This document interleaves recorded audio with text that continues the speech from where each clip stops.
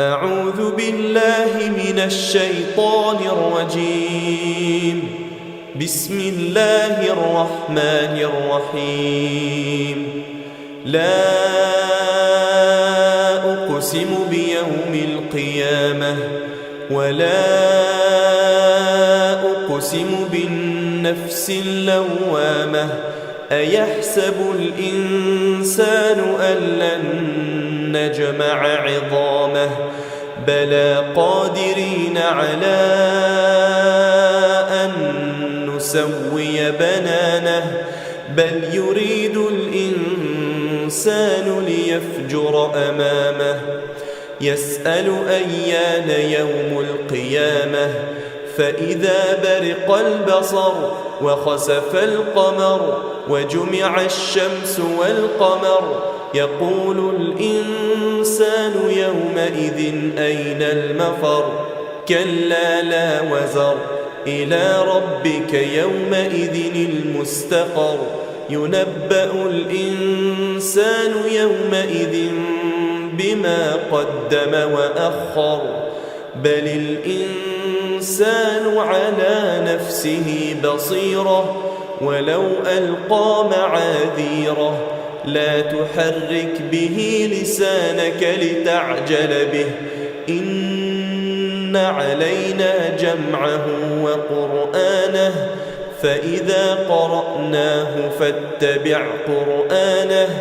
ثم إن علينا بيانه كلا بل تحبون العاجلة وتذرون الآخرة وجوه يومئذ ناظرة إلى ربها ناظرة ووجوه يومئذ باسرة تظن أن يفعل بها فاقرة كلا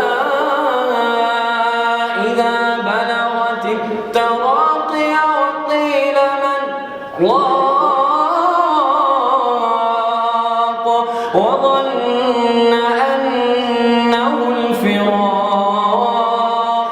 والتفت الساق بالساق إلى ربك يومئذ المساق